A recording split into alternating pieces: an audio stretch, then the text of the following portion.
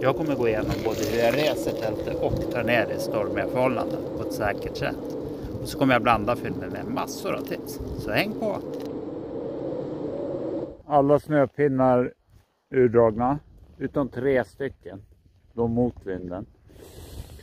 Och nu kommer jag plocka ur stängerna och de får sitta i. Så jag drar ut stängerna, hälften av dem, viker dem över, sen rullar jag ihop där.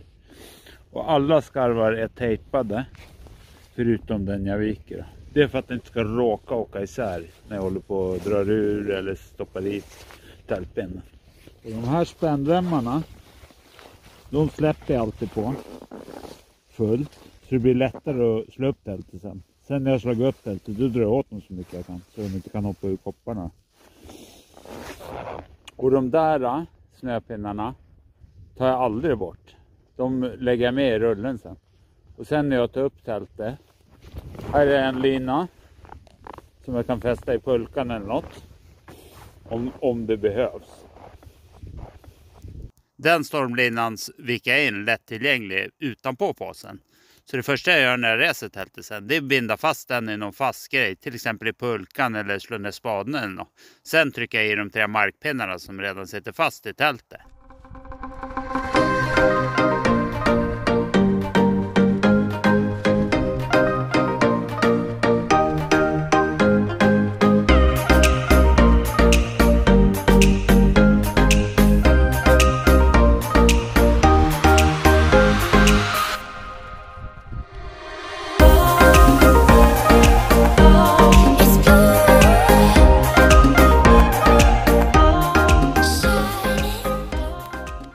Och lite hur jag packar pulkan då. Varmkläder lättillgängliga. Spaden också väldigt lätt att komma åt. Och tältet precis under det. Och sen sovsystem under det. Och sovsystem är gjort så att vid en riktig nödsituation, då kan jag i princip bara slänga ut det på backen och krypa in i det. Så det är en vattentät beaverbag med läggunderlag och sovsäck och det som behövs inuti.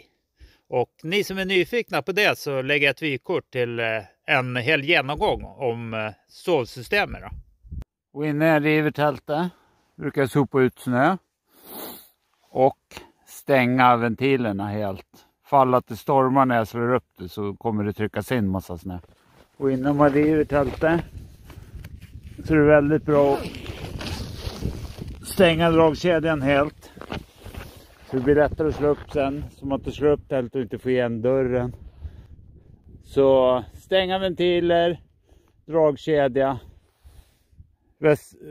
Ventilerna på sidan är alltid fullt upp. Och det är för att förhindra och ta bort risken helt att råka tända köket utan att ventilen öppen efter en storm när jag slagit upp tältet då. På tältlinorna flyttar jag upp spännarna högst upp så de inte blir så långa. Sen lägger jag in dem över rullen bara. Förut använde jag de här. Då lägger man ihop, väver upp tältlinan och stoppar in här. Men jag tror det är det som knäckte mina linor förra året. För jag gjorde så kanske under 5 års tid. Och varje gång man gör så här så snurrar man ju tältlinan lite. Så på slutet var de helt korviga liksom.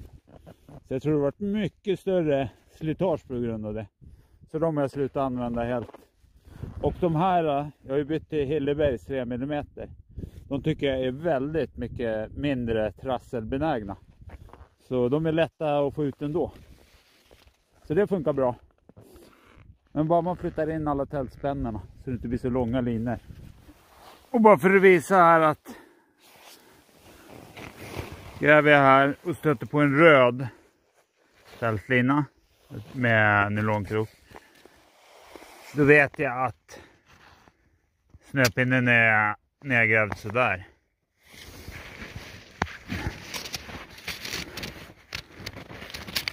Den svarta är ju toppen. Och det här är ju bra om det är löst och svårt att få den att fästa. Då sitter det här mycket starkare.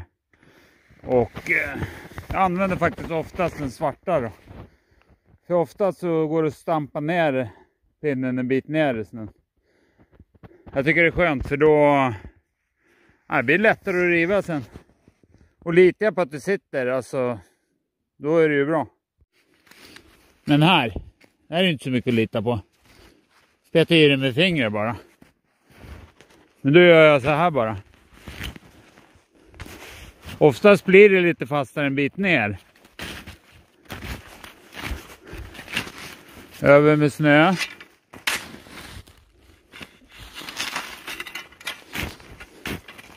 Och stampar rejält. Då blir det här dunderstarkt. Nu har jag ju inte ansträngt mig mycket. Det blir mycket lättare att få upp. Och den här. Det är ju omöjligt för mig att dra upp den nu. Redan nu.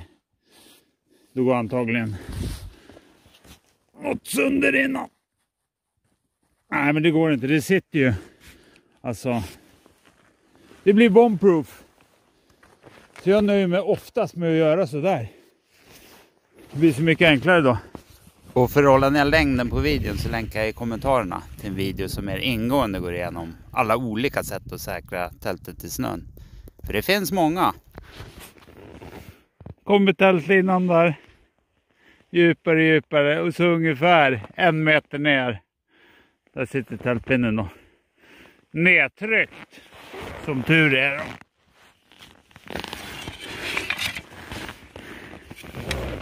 Nu när jag letar efter markpinnarna så är det så mycket enklare. Om jag har de här och sticker ner vid duken, då tvingas jag gräva här. Jag vet ju knappt hur långt duken går. Nu fäster jag ju duken i de här. Så. Och där är den. Då är risken att förstöra duken minimal. Det man kan förstöra, det är de här linorna. Och det är med extra så jag kan byta.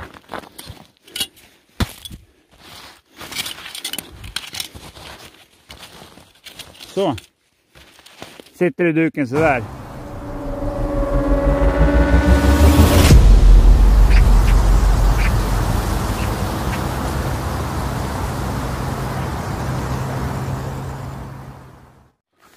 Bara platta till här. Här är det så bra. Det är så bra mark så det är bara att vänta en 10 minuter och sätter det sig lite grann. Är det i skogen då kan det vara värt att vänta mycket länge. Jag tar mitt cellplastläggenlag och komprimerar snön. Här går det ju att gå nu. Det var lite för dåligt. Jag trodde det var ännu bättre skador. Så jag trampar upp en liten yta här. Och eftersom jag alltid packar upp tältet på samma sätt så vet jag redan på förhand vad absiden kommer hamna och vilket håll dörren kommer peka åt. Här är ju ganska tydligt vilket håll det blåste senast. Driven är ju där. Och där är det greppas ur. Så vinden har kommit därifrån och gått dit. Så där då kör vi. Jag börjar med att fästa stormlinan som jag har fäst i tältet som ligger utanpå påsen. I spaden eller pulkan eller någonting fast då. Ifall att något skulle hända redan i det här skedet då. Och så ut med tältet bara som ligger i en rulle nu då. Och alla påsar och allting stoppar jag innanför jackan eller fäster eller någonting. Annars kan det ju lätt blåsa bort bara. Och så i med de 3 snöpinnarna som redan är fästa i markduken då.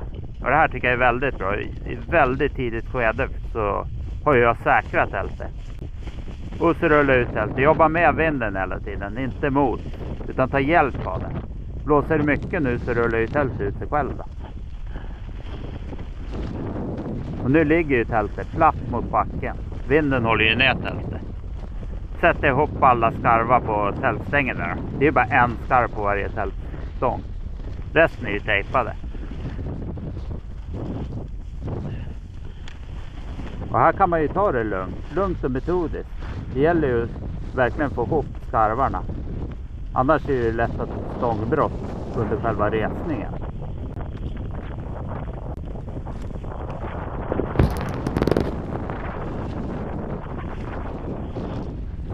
Och ju mer det blåser, ju mer fäster man ju tältet i backen innan man börjar resa det. Nu blåser det 15 kanske. Hade det blåst 30 så hade jag ju dragit i många fler stormlinjer. Så kollar jag nu att alla stänger i de förstärkta stångkanalerna. Innan jag vågar trycka i dem i kopparna. Så nu monterar jag stängerna i kopparna då. Och det gäller verkligen att se till att det inte snö i kopparna. Är det och du pressar i tältstången så är det lätt att det komprimeras i isen. Då hamnar du i en farlig situation helt plötsligt. Då måste du ha något smalt vasst och få ur den där isen. Och förstärker till med en till stormlina.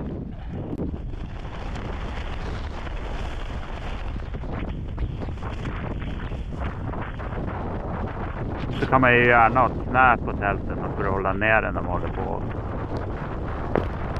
Och så här blåser det väldigt mycket så kan man välja att ha alla stänger liggande efter man har dragit i den. Så att vinden bara håller tältet mot backen. Och så tajta till stångkopparna rejält så inte stängerna kan hoppa ur kopparna.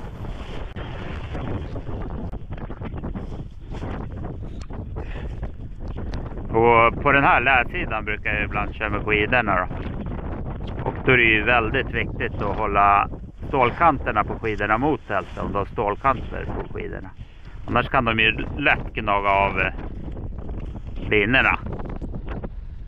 Och att jag sätter dem på lärsidan är för att om jag vill använda skidorna sen så är det lättaste ställe att ta den dem på då. Så nu bara kör vidare. Och fästa allting, alla stormlinor, alla markpinnar. Och så se till att dra ut stormlinorna så de blir långa. Ju längre de är ju bättre vinkel får du mot marken. Så ju starkare blir det. Snöpinnarna är ju bra att trycka in 45 graders vinkel mot marken. Så stampa på dem så det kommer ner till den där hårdare snön så de inte bara sitter i ytan. Och så går det också bra att samla flera stormlinor under samma snöpinne. Speciellt på lärsidan.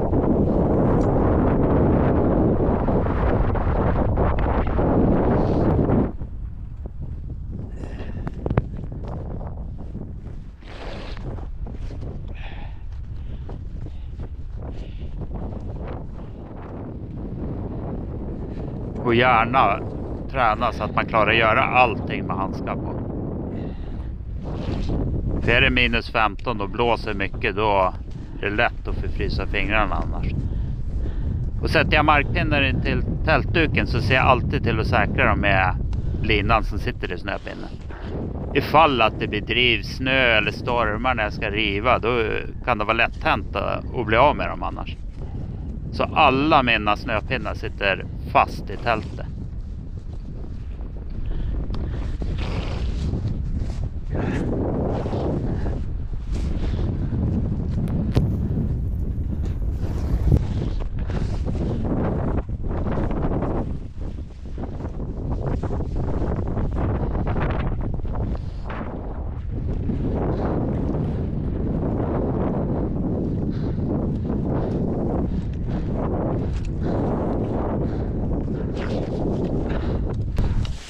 Sådär. När du börjar öppna här. In med sovsystem, pumpa upp liggunderlag. Upp med pulka jämst där. Gör ordning allting. Nu är vi skydd från vinden. Det går ju väldigt snabbt. Sådär, tältet uppslaget. Ska vi gå in och kika lite hur jag beter mig inne för att höja standarden lite. Gräver ju alltid ut i absiden. Ofta så jag kan stå upp och smälta snö och byta om och grejer. Gör enormt mycket. Så vi kikar väl in lite så ska vi kolla här. Och nu är jag klar då. Jag har grävt grop så jag ligger under lag. Det är ju sån där som går att vika. Så då blir det ett gänglager. Superskönt. Och det förstärker jag med. Om det skulle vara kanske minus 30 på natten. Och bredvid köket så har jag rejält snölager. Det är de hårdaste bitarna från den här gropen jag har grävt. Det innehåller mycket vatten. Jättebra. Och så pulkan så här som förvaringshylla. Kängorna kommer jag ställa där jag termosar mat och köksväskan. Och så har jag 2 väskor här. En med allt möjligt. Matväskan. Och så har jag påse med dunkläder och drybag. Och nu har ventilen öppna. Det kommer inte in någon snö. Men däremot, skillnaden nu när det blåser. Det blåser inte mycket, men det räcker till. Det att det blir... Ja, det blir sjukt mycket mindre kondens. Och det är väldigt skönt tycker jag. Jag trivs mycket bättre. Det här är kanske perfekt. Det ruskar lite i tältet och... Nej, verkligen. Så där ser det ut. Till och med pulkan går in, det är fantastiskt. Och sovsystemet. Nu ligger en lag uppblåst. Då viker jag ner det så här. Så sitter jag med benen över här och är helt isolerad överallt. Då sitter man väldigt bra. Riktigt skönt.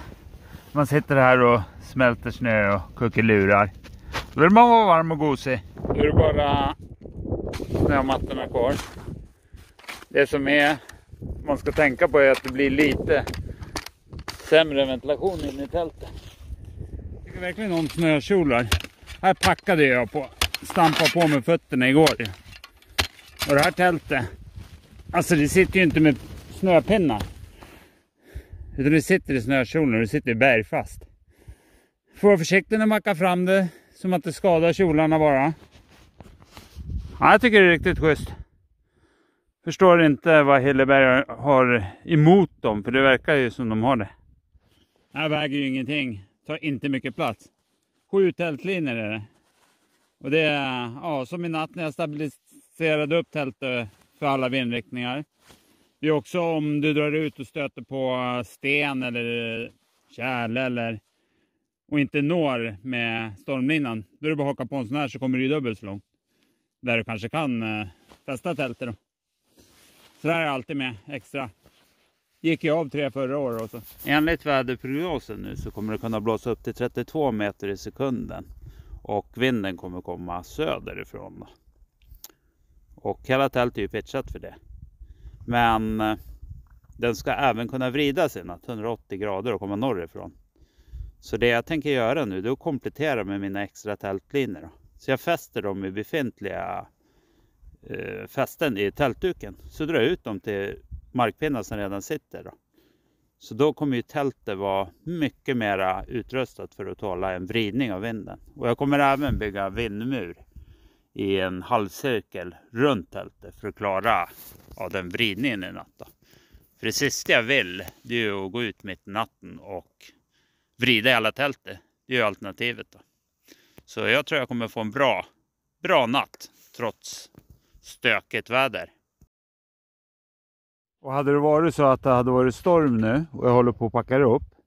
Då kan jag använda gropen där. Det sista jag gör, för nu är det bara tältet kvar och det är helt tomt.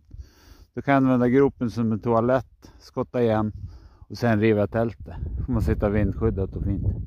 Tältet reser alltid med absiden ifrån vinden. För när jag håller på med köket där i absiden så kommer ju kolmonoxiden och fukten från köket följa vindflödet då. Ut ur tältet istället för att gå igenom hela tältet. Nackdelen som det blir ju att tältduken kommer ju pressas av vinden mot sovsäcken då. Men det köper jag, det tycker jag är lätt värt. Who is this tent for? I would say a through hiker like me or a wild camper like me.